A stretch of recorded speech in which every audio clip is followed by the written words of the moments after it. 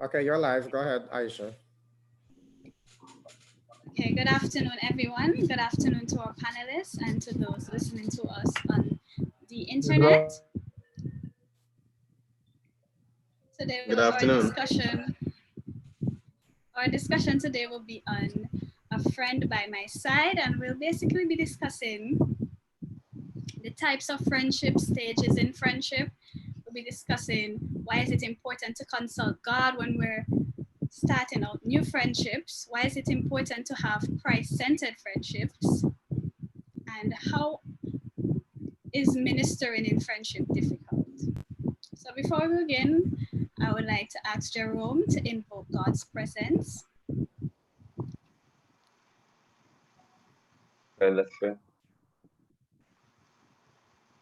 Dear God, as we come to you, on this wonderful day, I pray that you would bless us, our minds and hearts, as we have this discussion. Please bless this program and help that it will be a blessing to the audience. Amen. Amen. Thank you, Jerome. Today, our panelists are from different backgrounds and they have different positions in the church. I would like to ask them to introduce themselves. My name is Kelso, and I am the AOL leader for the Manning Seventh Adventist Church Neighbors. Hi, Kelso.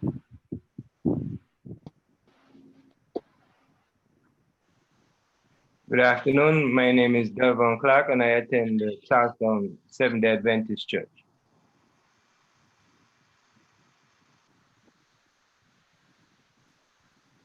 Okay, my name is Egbert Clark. I'm one of the elders and ministries leader, the Brown Hill Congregation.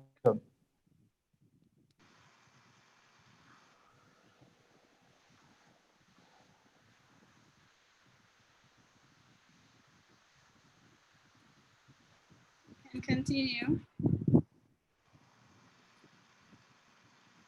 Well, pleasant good afternoon, everyone. I'm Pastor Delroy Josiah. I serve as the pastor for District 1 on Nevis and also the island coordinator.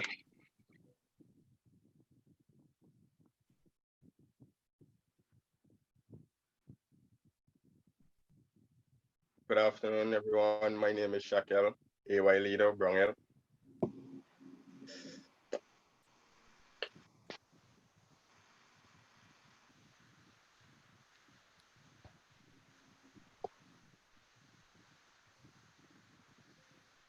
Okay, and my name is Ayasha Osha. I'm the AY leader for Brown Hill as well. So before we begin, I'll tell you a story. The story is told of two friends who were walking in the desert. At some point of their journey, they got into an argument and one friend slapped the other. The one who got slapped was hurt, but without saying anything, wrote in the sand, "Today my best friend slapped me in the face." They kept walking until they found an oasis where they decided to take a bath. The one who got slapped got stuck in the mire and almost drowned, but his friend saved him. After he recovered from the near drowning, he wrote on a stone, "Today my best friend saved my life." The friend who had slapped and saved his friend's life asked, "After I hurt you, you wrote in the sand, and now you write on a stone. Why?" The other friend replied, when someone hurts you, you should write it down in the sand, where winds of forgiveness can erase it away. But when someone does something good for you, you should engrave it in the stone, where no wind can remove it. What a beautiful message for us as God's people, isn't it? Yep. So can we think of any Bible friendship, any examples of Bible friendships that are noteworthy to us? I can begin by speaking of the friendship between David and Jonathan. The Bible describes them as having their soul knitted together. They were loyal together. They were loyal to each other, especially Jonathan to David. They were invested also in the longevity of their friendship. So much so that even when Saul, Jonathan's father, wanted to kill David, Jonathan would have forewarned David about it so that David's life could have been saved. So in modern terms, Jonathan would have snitched on his father. He betrayed his father. Now that is a friend I would like to have by my side, especially if we consider the verse that says, honor thy mother and thy father. Now we know that that doesn't necessarily mean that when our parents do wrong thing or they intend to do wrong thing, we should follow them. But to actually betray your father, to spare the life of your friend, it shows how much love Jonathan had for David.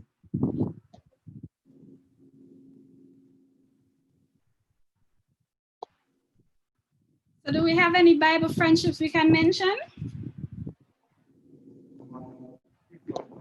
I would like to mention Mary and Elizabeth. Yes. I mean, they were very close, and it was told of the story when both were pregnant and their eyes met, that the baby leaped for joy in the belly. So that was some serious friendship and connection there. A serious connection, yes.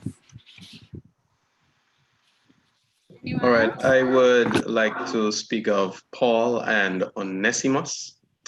Onesimus apparently was a servant of Philemon, and he had run away and left from where Philemon was, from Colossae all the way to Rome, a considerable distance. But while there in Rome, he was converted by Paul, and Paul sent him back to Philemon. But he also sent a message to Philemon saying, if Onesimus has done anything wrong, and if he has taken aught from you, or if he owes you anything, put it on my account, charge it to me. So literally, Paul was saying, if Onesimus has taken anything from you, if he owes you anything, I, Paul, I'm going to pay for it. Put it on my account. Now, I don't know about you, but that's a good friend to have who can stand as a surety for you that in case you fall into any calamity, any jeopardy, they're there to help you. They can say, listen, whatever his charge is, I will take care of it. Is on Elijah and Elisha. Elisha's mentor, and they traveled together, and they had a very close relationship, helping each other spiritually. Elisha was sad when Elijah was taken to heaven, but he knew that he had to fulfill that role in continuing in proclaiming God's word to his people. That's a good example, yes. Anyone else? Okay, Ayasha, I know you'd have spoken on Jonathan and David. Yes. When I look at the story of Jonathan and David, what struck me more so is when the story, in the Bible tells us where they had knitted together. And, it shows that how serious Jonathan recognized the friendship of David. And as you also alluded to the fact that, he somewhat betrayed his father, because I mean, not too often you find persons, betray their relatives, most of their parents. And as you mentioned also, that the Bible speaks of, we are to honor our father and our mothers. But when they are doing things that are wrong, we should not go along with them. And that is what Jonathan did to David. Jonathan knew that David did not do anything wrong, but his father wanted to hurt him. And because of the relationship that they had, he told Jonathan, hey, be careful, my daddy wants to hurt you. And the Bible also went on to say, how many times Saul tried to kill David.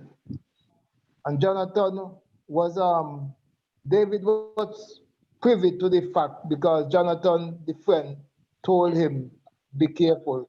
So we are to be careful, with whom we choose as friends, especially in these times and most spiritual standpoint.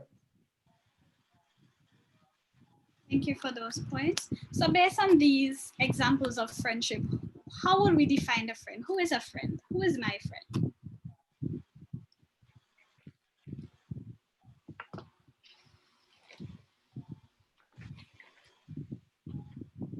Well, we may Well, not give I a would say, textbook definition. well, let's start the Bible.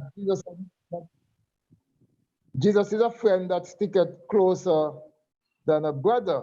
Yeah. But a friend is one who looks out for an individual or individuals. Well, let me leave it as singular.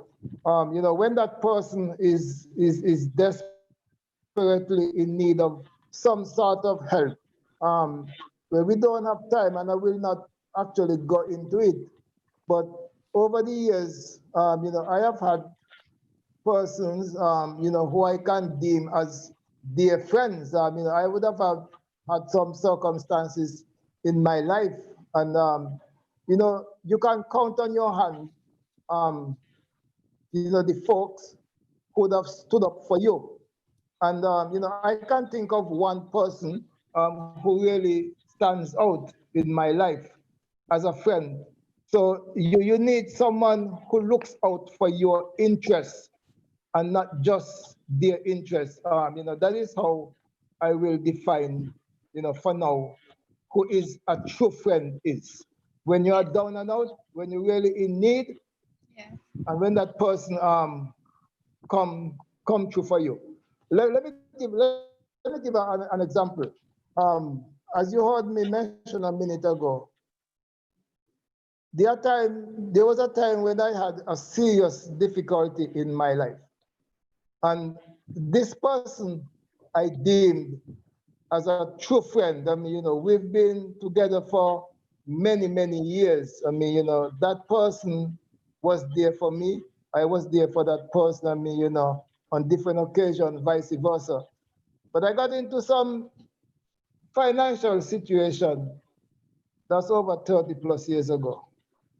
And I remember coming home one afternoon, and I was greeted by my wife that this gentleman just left here. So she asked me, did you see him, on your way home? I told her no. Apparently, I drove another way than the person, went. Mm-hmm. And she said to me that the gentleman said that I came here because I'm hearing so many bad things on the road about Egbert. And before people think that he is like me, he is going to disassociate himself from me.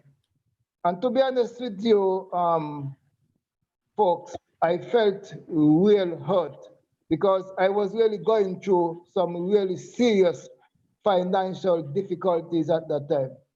And who so more you want to be by your side?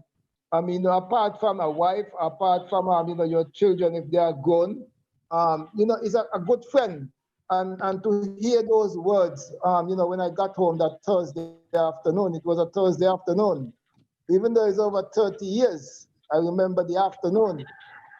And I really felt badly to know that here am I, needed someone to be close to me.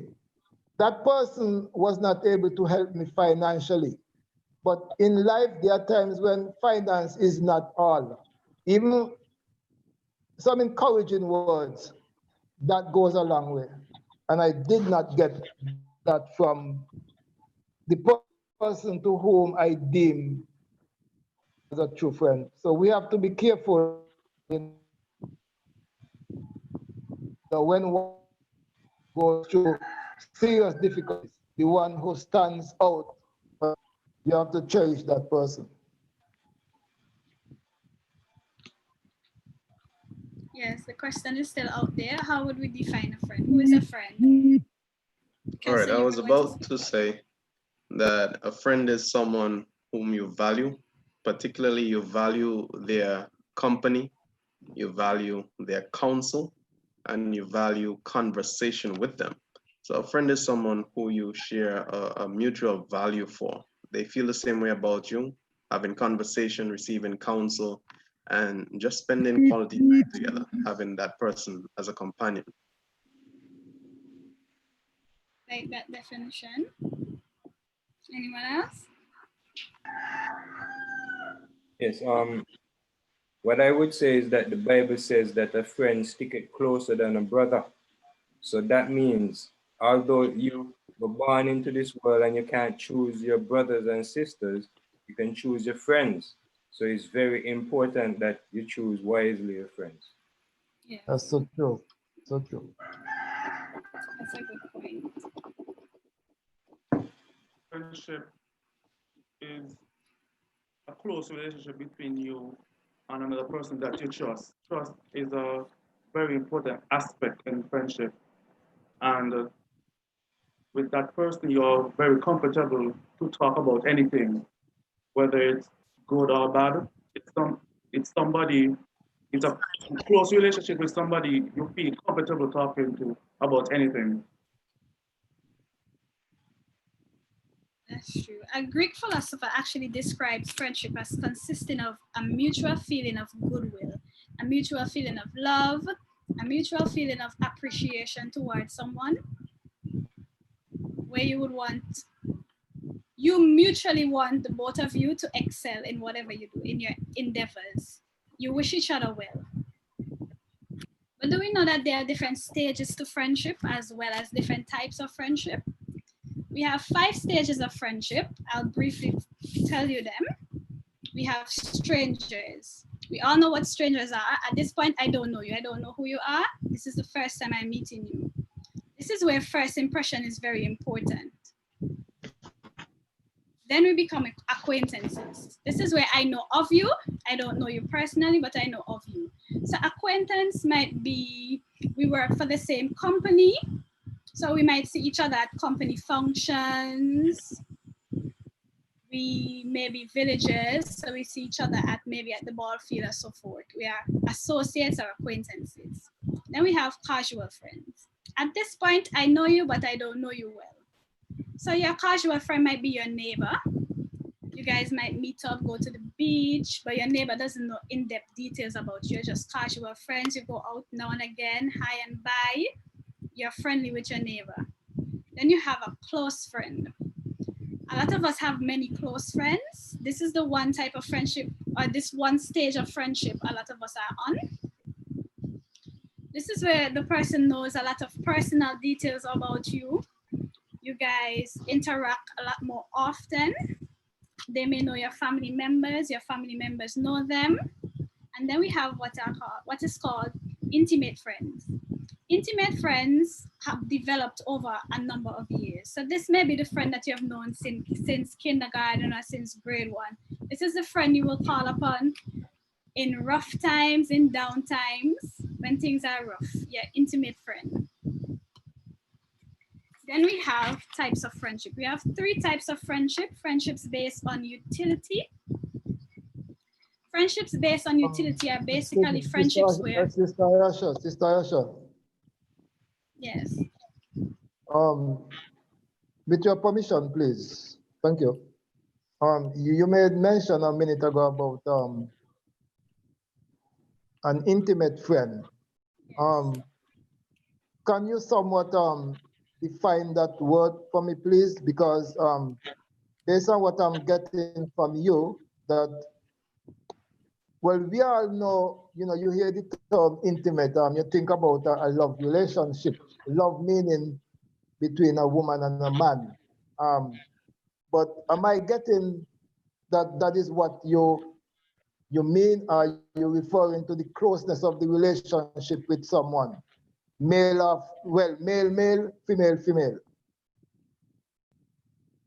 I would define intimate friends as persons, or define intimate as having a close connection. Okay, so someone that you have a close connection with. Okay. Okay, so it doesn't have to be a boyfriend, girlfriend, husband, or wife. No. It's like you say we have an intimate relationship with God. That's the close, how close we are with God. Like I said, intimate friends would have been friends for many years. This is a friendship you have developed for years. So you have been friends since kindergarten. This is a person that knows every in-depth aspects of your life, every secret that you don't want to tell anybody else. This is your intimate friend. Okay, now I understand what you're saying, Sister Aisha. It's just that I just wanted some clarification because, you know, when we hear the word intimate and folks are listening to us, when they hear the word intimate, there are times when folk feels that intimacy just means you know, between a girlfriend and a boyfriend or a husband or a wife and the kind of stuff. Well, so I like you know, the way you clarify that. Thank you very much. No problem. So yes, as I was saying, there are three types of friendships. There are friendships based on utility. This is a friendship where you're basically friends because you guys have a common or can get a common benefit from each other. So that benefit might be, let's say for example, business partners. So you're only friends because you're on a business venture. So when this business venture is over, more than likely the friendship might dissolve. We have friendships based on pleasure. This is where you're just friends with the person because of the benefits you can get or because of what the person has. So for example, I'm friends with Pastor Josiah because he just got a new car. And when he goes down to town, he passes my house so he can give me a lift to work. So every morning I make sure I check up on Pastor. Pastor, what time are you coming for me? Okay, you're good, whatever. But then I got a Jeep. I don't care about Pastor anymore. Pastor, any little small car could go ahead. Have mercy.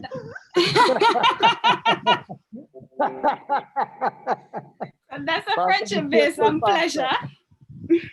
And then we have friendship based on goodness. A goodness friendship is where you have mutual love, mutual care, mutual affection for each other. You want to see each other strive and do well. So which one out of these three friendships do we think will last longer? A utility friendship, a pleasure friendship, or a goodness friendship? A goodness friendship, because you know, when one gets into a relationship, you know, he or she wants that relationship, or they want that relationship, I mean, to last. It's just like when one gets into an intimate relationship, and I'm talking about boyfriends. Most of the times, you know, they expect and they will like that relationship, I mean, to last forever. I mean, there are times when, you know, unfortunately, you know, it doesn't.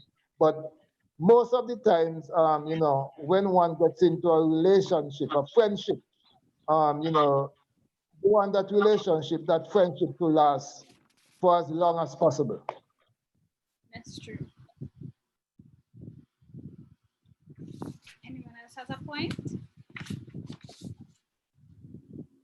So yes, as Brother Clark would have said, a goodness friendship is more likely to last longer because our needs and our wants change. So pleasure friendships and friendships based on utility are more likely to fade. So, because even the analogy, Sister Ayasha, sorry, even the analogy that you drew, you know, with Pastor Josiah's, you know, car, and then you eventually, you know, get a Jeep, and I'm certain, I mean, you know, after a while, you stop calling Pastor Josiah, you call him in the morning, not because you wanted to say hello to him or anything like that. I mean, how you doing? How's the family? How's the baby? But you just wanted to ensure that he when as you get you know, as mentioned, you know, your own vehicle and probably a bigger, a better vehicle and Pastor just you know, you don't care about him. I mean, who wants that? Who wants that kind of friendship? A friendship should be you share what you have with each other, regardless to the situation, regardless to the circumstances. That person is your friend, and you go to what, you know, to ensure her needs are met if needs be. yes. How important would we say friendship is to us then as humans? I think friendships Can you are repeat? very Can important. you repeat, please? How important would we say that friendship is to us as humans? Friendships are very important as no man is an island, no man stands alone. You know, we all need friends to encourage us along the journey of life. We could have friends that have already walked the path, like some older friends, to give us Yes. encouragement and what's not. And the Bible also says that iron sharpeneth iron, right? So therefore, if we know we're a little dull, we need to go around somebody who's sharp, right? I have a little word of advice for the younger ones, right?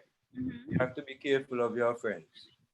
And sometimes you may think that because you have grown up with someone that you should always be their friend, but you can outgrow a friend, meaning that over a period of time when you have matured, it's possible that the things that you used to do with that friend, you no longer want to do anymore. So you can no longer be friends with them.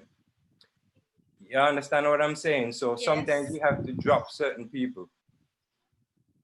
Okay, I would like to weigh in. I would like to weigh in on what Brother Clark would have said.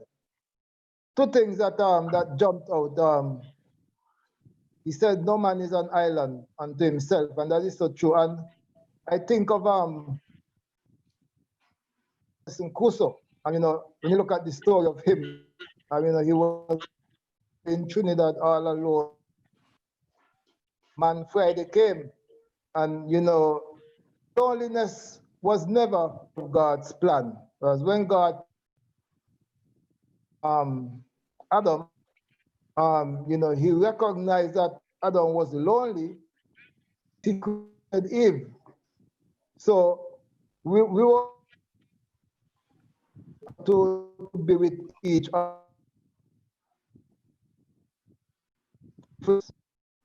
That's for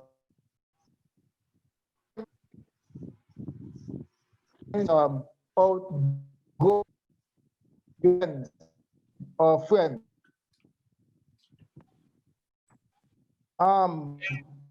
What about if you recognize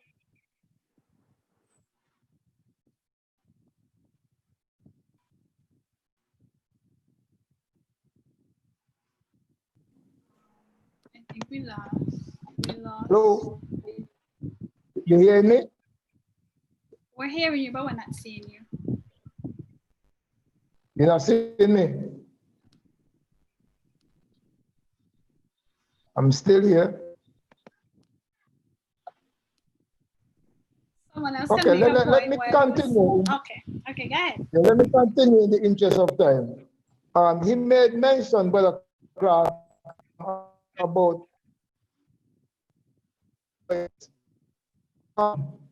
I can understand to a point. I mean, a friend can be outgrown to a point. What about if you realize because if you and that person have been friends for many years, he or she may be doing certain things, saying certain things that you may not like as that friend that you would have had for many years.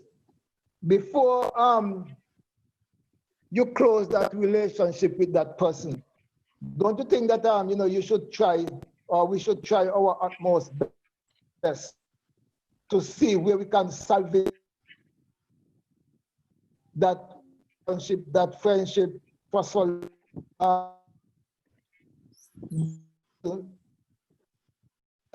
can attitude or she is thinking, and if that person is not willing to change, then you can disassociate yourself. Let me draw another example. In growing up in my teen years, I have, the person is still alive, this cousin and I who were very, very, very close. But after a while, I recognized that this person has been getting into smoking and the kind of stuff. That I'm talking about smoking like marijuana and so on and so forth. He's my cousin, and he was a very good friend of mine. But I spoke to him, and I realized that even though I would have spoken to him, it wasn't. I continued talking to him, telling him that you are going you. I eventually disassociated myself. That individual, my cousin, unfortunately, that cousin ended up of years. I'm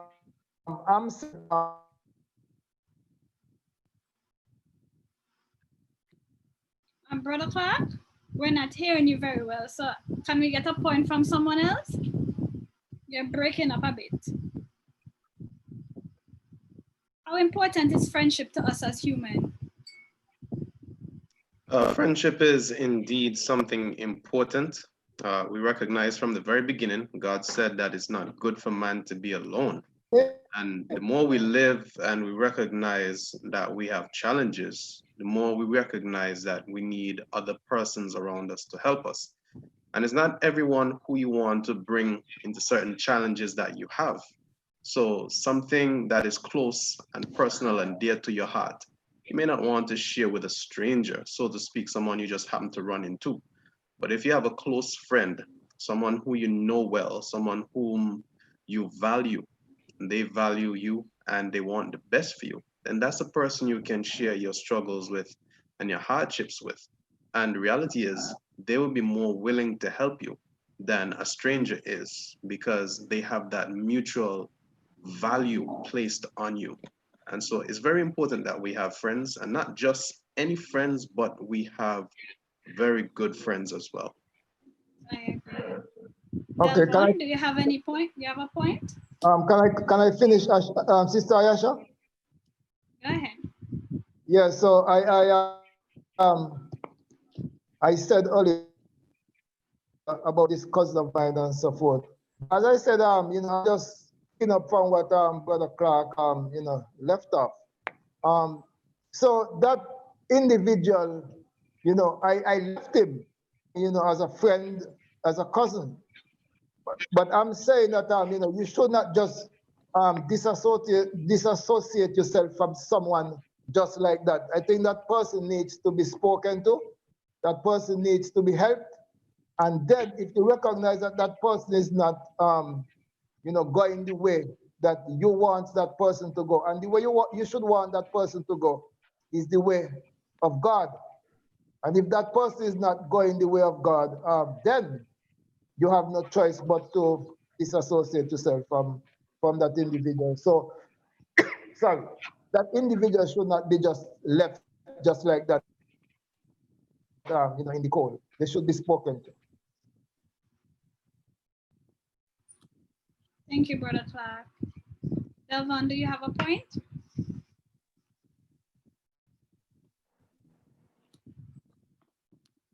Sorry, my mic was muted, but I think we should differentiate between friendship and associate, because a lot of people would be our associates and we could say hello, as you said earlier, and goodbye, and you could have a little conversation, but it's not really an intimate friend.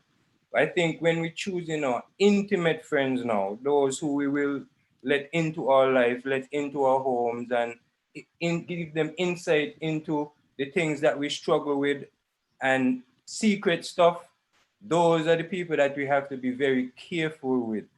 Because as I look back in my life, a lot of the times that I've been hurt was by the people who were supposed to be my friends.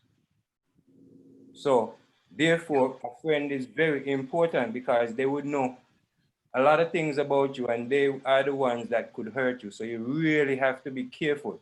And I would say this, at the end of the day, it's our soul salvation that matters, right?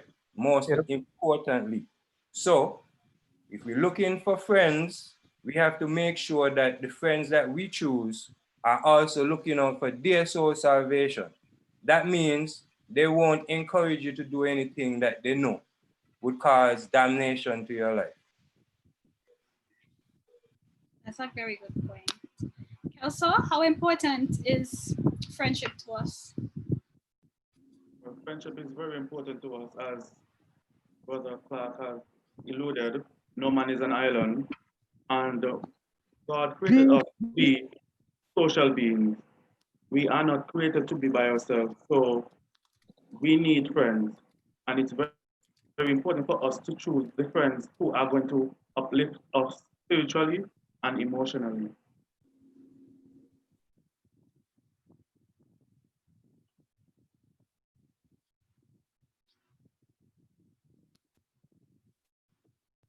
Okay, thank you for that point, Kelso. Like you all would have said, no one wants to be left alone. I may enjoy my alone time, but I don't want to be alone at all the time. So I want to be surrounded by those I love. That includes my family and, of course, my close friends. And I think Brother Clark would have alluded to this when he said, God would have realized that Adam was left alone. He was the only person in the garden that did not have an equal. So what did God do? He created a companion for him. That in itself shows how important friendship is, or how important having a companion is. But should we be carefree in the friendships we allow to happen? Should we just allow our friendships to develop naturally? Or should friendship be something we discuss with God? I know when we're looking for our spouse, we pray a lot. I know Ellen G. White says when you're courting, if you pray twice a day, you should pray 4 times a day. So when it comes to friendship, should we have the same mindset? I think we should, but the truth is, Sister Aisha and my partners, most of the times we don't, even though we should. And as you alluded to, what the spirit of prophecy says, especially when you're entering into an intimate relationship, between a man and a woman. If you're accustomed of praying 2 times per day, you have to double it up because, you're entering in.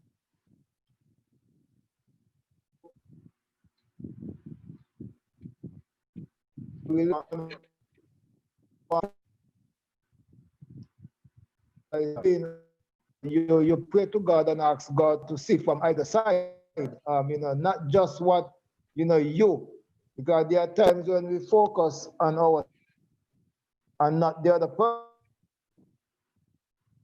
Should pray that, God can show each of us, what each of us, and this way, it should be done from a, you choosing a friend, you should ask God's intervention, in choosing that friend. But as I said, not too often that, we do this. Not too often that we do. We just probably so move, they go about their lives and, you strike up a conversation, and from that conversation, you start to develop more and more, the love for that person. Hence, you get closer and closer, and, you recognize that, a relationship, starts right there.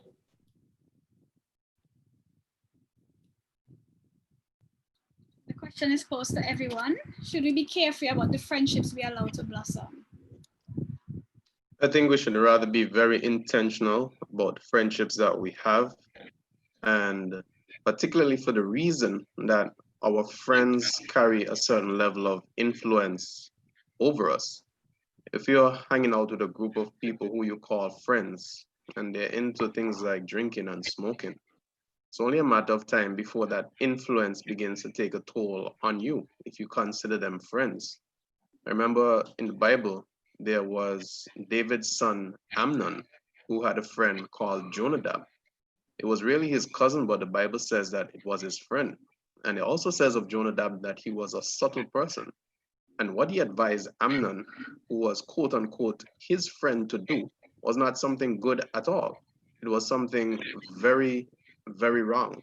And so we have to be careful with the persons whom we call friends and the persons whom we also choose to make our friends. We have to consider what kind of character do they have? What kind of lifestyle are they living? Is it one that God would be pleased with? Is it one that my parents can approve? Is it one that I myself am comfortable with? These are some of the questions you must ask yourself when you are considering who really is my friend. And I just want to jump in here on what Pastor Josiah just mentioned. One thing, a friend should be someone that you can take, to meet your family. And I'm certain that none of us would want to just take any home to meet our families. We want to know that that person is an honest person, a trustworthy person. But just in the event, the person is there at your place, he or she doesn't trouble anything that they didn't put there. So, these are the kind of friends that you have to look at and choose. Because at some point in time, your friend will eventually, reach in your own space. Sometimes I see friends, end up in their other friend's bedroom. I mean, you can't get it closer than that. So I'm saying that, you have to look carefully in terms of choosing the person to whom you call a friend. You have to look long and hard.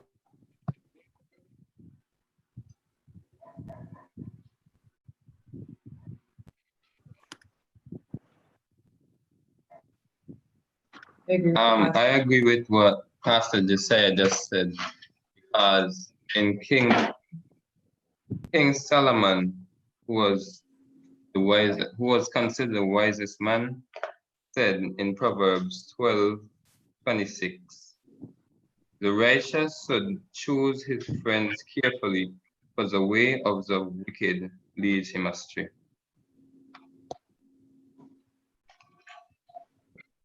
I would like to add something. We need to be very careful of the persons we categorize as friends. We shouldn't be friends with people who break the law or they just be negative. We should be friends with people who uplift us spiritually, who motivates us, who encourage you along the way, who tells you when you are doing wrong. You want somebody who wants to tell you the truth and don't want to lie behind your back or in front of your face. You want to give the raw fact, the raw truth. So it's very important to be friends with somebody who has these characters. That's a good point, Kelso. Question. Is there anything Sister Asha, being friend with someone that is in the world? Can you please repeat that? Is there anything wrong with being friends with someone that is in the world? no, That's a nothing good is wrong with question. having a friend in the world. Nothing is wrong with that. Providing you're not going to allow that friend to influence you. That can only be done by the grace of God. So nothing is wrong. We shouldn't differentiate. As I said earlier, if you realize and recognize that that person, influence over you is greater than yours over theirs, you have to check yourself. And again, you not want to go down the person is going, so you may have to just pull away. But nothing wrong having a friend in the world.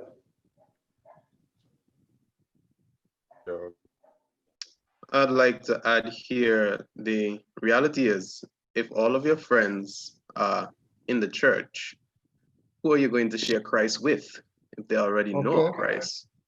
So I would say here that while you want to choose your friends wisely, you should also have persons in your life whom you can share Christ with meaningfully.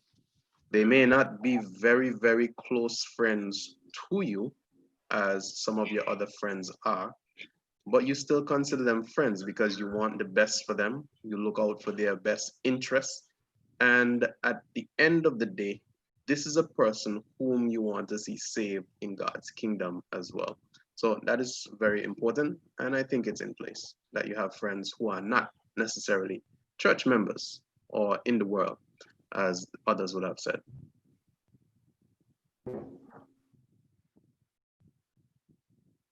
So that means that it's okay for us to be unequally yoked in our friendships.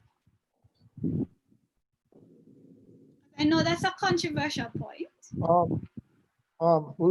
Repeat again, Rasha, please. You broke up a bit there. So it's okay then for us to be unequally yoked in our friendships. Jesus was known as the friend of sinners. And he's the prime example for us. This doesn't mean that we should just always be hanging out with people who have a negative influence on us, but Jesus was a friend of the prostitutes. Right. And sometimes, like if, say for example, I befriend a prostitute now, it may look a little funny. People might start to think that me and the prostitute, something going on, but it's not like that. We shouldn't look at people as like, say for example, the devil, you know, because each person, even if right now the character is not a godly character, that person could change. So if we just shun them and we just put them out there, way out there, how will the love of God reach them? And maybe you were placed there to share the love of God with them. So we have to be careful also not to shun people. I just want to share a cautionary note that Sister Ellen G. White would have mentioned in Messages to Young People, where she warns about the effect of being in the company of or having irreligious visitors visiting your home. She said that it is not safe for Christians to choose a society of those who have no connection with God and whose course is displeasing to Him. Yet, how many professed Christians venture upon the forbidden ground? Many invite in their homes relatives, and I might add friends, who are vain, trifling, and ungodly. And often the example and influence of these irreligious visitors produce lasting impressions upon the minds of the children of the household. I'd like to say something on this situation here. When the Bible speaks of unequally yoked, the context that we find it in has to do more with a marital relationship. And yes, while it does extend to other friendships as well, we have to be careful that we are not being prejudiced in terms of who we consider friends. As we look at the example of Christ, Christ was called a publican, wine bibber. He was called such because he was seen spending time around people who drank and had a certain lifestyle. But his reason for being around them was so that he could share the gospel of the kingdom of heaven with them. And I wanted to be clear to us this afternoon that we have to be intentional about who we have as friends and the level of friendships that we keep. We mentioned earlier the different levels of friendship. Now, you would not necessarily have someone who is in the world, smoking, drinking, gambling, as a close, intimate friend. But you may want to have such a person as an acquaintance with whom you can send encouraging messages to, someone whom you can share the gospel with, someone who you can see on a not so regular basis, but regular enough that you can influence them by giving them a track or some religious material that can impact their life. Because at the end of the day, remember, we are not simply in this world as Christians, Seventh-day Adventists, unto ourselves. We have a message to share with people. And the easiest way that we can share the message with others is to befriend them. We may not have them, as I said before, as close, intimate friends, but at least we have to look out for their best interests, look out for their good. And E.G. White says it best: the method of Christ alone will bring true success in winning the people. And what did Christ do? He mingled with the people. He desired their good. He won their confidence. And then only after that did he ask them to follow him. So I think we need to take that into context as we look at this whole matter of friendship. Yes, I agree with Pastor. We need to be friends with people who are going to uplift us. And God is the best example of showing friendship.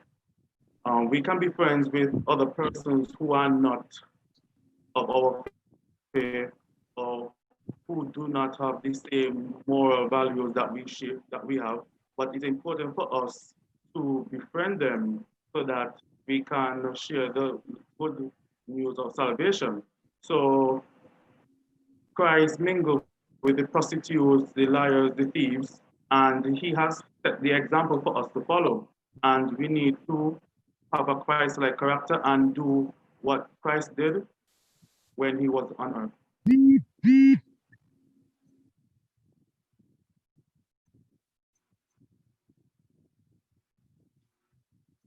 Shakel, you have a point? Yeah, for instance, right? I don't see a problem with a Christian friending someone that is deep into the world, right? For instance, let me use that as an example. If I'm a singer, right? I'm a singer and I'm just in the church singing, and there is someone out there that is in the world like singing secular music, worldly music, right? I don't see a problem with me going to him and learn how he's getting into the media or getting his music published in the world. I don't see a problem with me going and learn to produce my music, my gospel music. So I don't see a problem with that.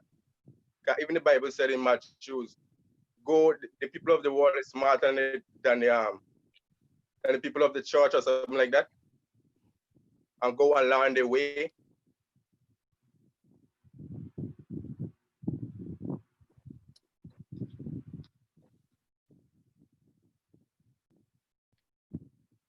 Would we say it's easier for us to minister to non-friends than it is to minister to our friends? Because we know that the opinion of our friends weigh very heavy for us, or it carries a very heavy weight. So is it easier for us to minister to non-friends? And why? It is easier to minister to a friend because that person is close to you. That person tends to listen to you, quicker than somebody that you don't know. So I will say that that person, your friend is closer connected, and so that person will listen to you quicker than the person who is not your friend. Because I mean, if that person is not your friend, it would be a little while before they can really get into you.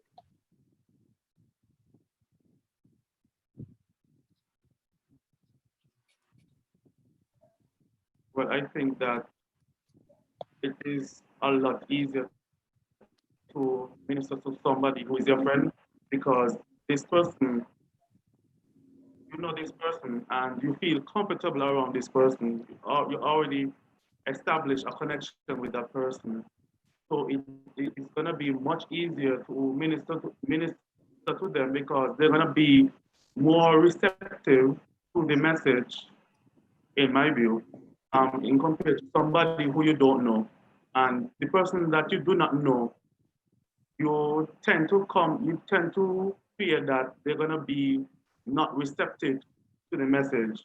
So, in my opinion, it's much easier to minister to somebody who is your friend because you already know this person, so it's gonna be a lot easier for you.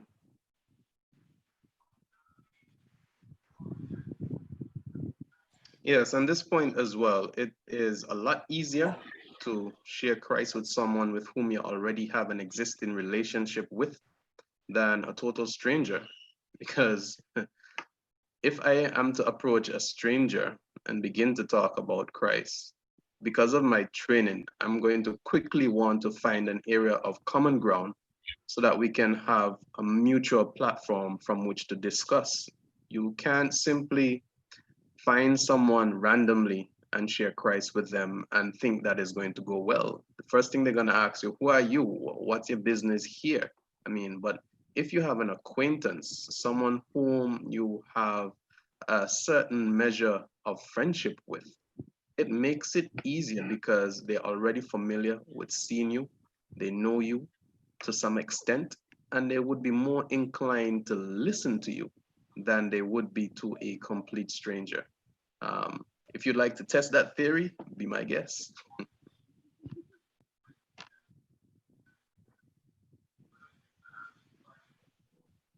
Anyone else has a point?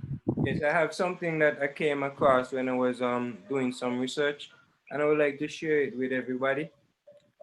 Maybe we could put it against our own lives and a kind of test. It's like indicators that your friend may be a little off, right? So we have 9 indicators. Your friend only calls you when he or she wants something, number one.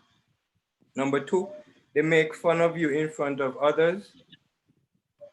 Number three, they are not too pleased when good things happen for you. Like when you're celebrating and stuff, they're kind of sad, like they don't like to see you happy. They speak about you behind your back. They bring drama into your life. They are unreliable when you need them, they can't be found. They tell of secrets you entrusted to them. They are a bad influence and they try to make you do things that you do not want to do. And they are not genuine. That is something that you can feel inside. You would move the mountain for them, but they wouldn't move a pebble for you.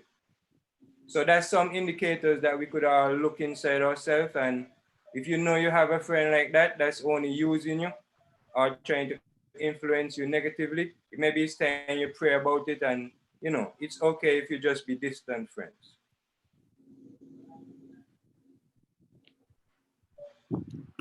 What are some ways do you think we can minister to our friends?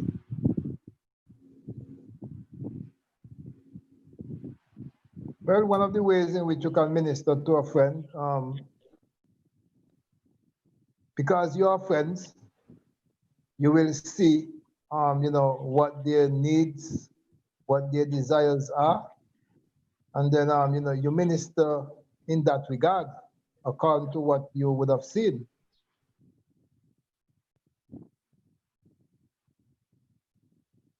What about our lifestyles? I think it goes a little further than that. You know, it's all well and good that we can share Christ with our friends, but if they are in need of something and we have it, let's say maybe their shoes has worn out and you have several pair of shoe, you can give them one. Remember when I was much younger, I ended up with an additional pair of shoe and my neighbor didn't have one for his physical exercise at school, his PE class. And I didn't even think twice. I gave it to him. And we're still friends up to this day. He's not a Seventh-day Adventist, he's of another denomination, but we're still very good friends. And the point is this: if we are to share Christ, it must come from a context of also meeting needs, because we can say to a person, I'm praying for you. I I want to share Christ with you. I'd like to do Bible study with you. That's all well and good. But if that person has a need and that need goes unmet, what kind of friend are you really? To see your friend starving and not say to them, come over, you can have lunch at my house with my family today. Or if you see them, their clothes wearing out, you have several pairs of clothes, some that you haven't worn since the last year, and they still look very good. And you can't say, I have this dress or this outfit that I'd like to share with you. These are some things that we have to consider when it comes to friendship, it's more than simply just saying, I want to share Christ with you, or for anyone for that matter. You have to have a heart of compassion. And that's what's going to make friendship meaningful. When individuals see that you really care. And there's a saying that says, people don't care how much you know until they know how much you care. So that's a takeaway point for us. With Pastor, first we have to cater to their needs, because if we are friends with, if we have friends and we know that they have needs, how to them unless we fulfill their needs, it's going to be very impossible. And just as Christ has set the example when he was feeding the multitude, when he was preaching to the multitude in the wilderness, they were hungry. He didn't send them away hungry. He provided fish and bread for everybody, so their needs were met. And because of what he did, the kindness that he showed to these people, that's one of the ways in which we can win people over, by the kindness that we show.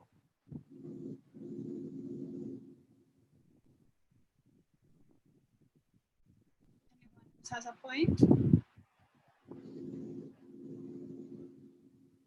Okay, we're about to wrap up now. So does anyone has a final point that they would like to mention or they would like to share?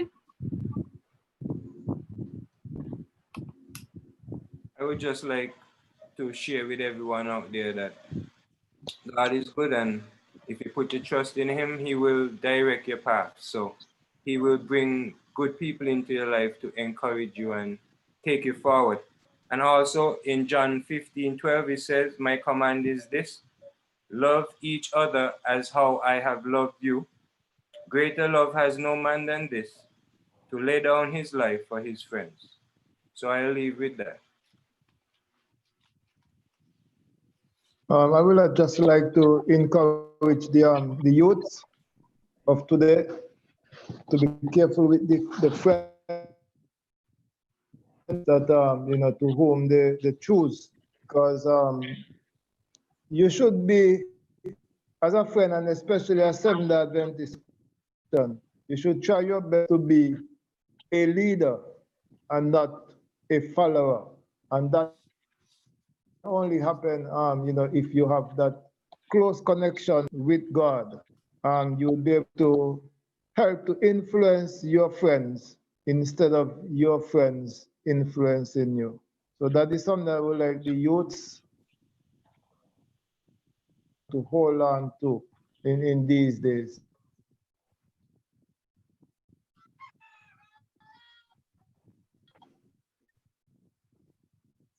I would like to add something. I would like to encourage young people to look for friends who uplift them spiritually, friends who model the character of God and the way that he walked on earth.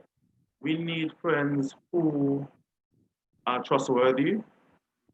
Christ is the perfect example. So if you have any questions on any matters when it comes to friendship, all you have to do is to look at the example that Christ has set for us in the Bible, and we will never go wrong. I'd like to share also as we close from Proverbs chapter 18, verse 24. The Bible says there, a man that hath friends must show himself friendly. And there's a friend that sticketh closer than a brother. For me, this passage is saying to us, if we want to be the type of people who have friends, our very lifestyle must be one that is warm and encouraging. People should be able to feel comfortable in our presence and gravitate to us because of our demeanor of love. And that should be something that resonates from us because of the presence of Christ within us. Also in James chapter 2, verse 15 and 16, the Bible says, if a brother or sister be naked and destitute of daily food, and one of you say to them, Depart in peace, be ye warmed and filled, notwithstanding ye give them not those things which are needful to the body, what profit doth it? And so it's re-emphasizing the point I made earlier. You can be a friend and say good things and even want to share Christ, but until you're able to help your friends meet their need, you're not really being a true friend, because it's especially even worse that you have what is necessary to help your friend, maybe out of a jam financially, maybe with a meal because they're hungry, or maybe with clothes and you have excess of that and you choose not to. I think it would rather damage the friendship than do it good. So let's ponder on these things as we seek to have friends and to be good friends ourselves. Thank you very much to our panelists. You guys would have shared some very insightful information for us. We'll now have our Vesper reading by Shakel. The boy and the girl were playing together. The boy had a collection of marbles. The girl had some sweets with her. The boy told the girl that he will give her all his marbles in exchange for her sweets. The girl agreed. The boy kept the biggest and the most beautiful marble aside and gave the rest to the girl. The girl gave him all her sweets as she had promised. That night, the girl slept peacefully, but the boy couldn't sleep, as he wondering if the girl had hidden some sweets from him the way he had hidden his best marble.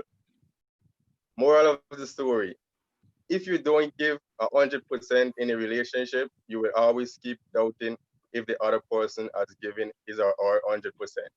This is applicable for a relationship like love, friendship, employer, relationship, etc. Thanks. Thank you, Shakel. Can we have closing prayer by Brother Kelso, please? Let us pray. Our gracious Heavenly Father, I'd like to thank you for sparing life this another day, Lord. Please help us so that we can model the friendship that you want us to have. May we continue to fulfill the needs of our friends and to be there for our friends, whether spiritually, emotionally, or otherwise. Let us continue to be there for one another, pray for one another, and please be with us as we go through our daily lives. May our lives be a beacon of light for others so that they can be turned to you. In your name I pray. Amen.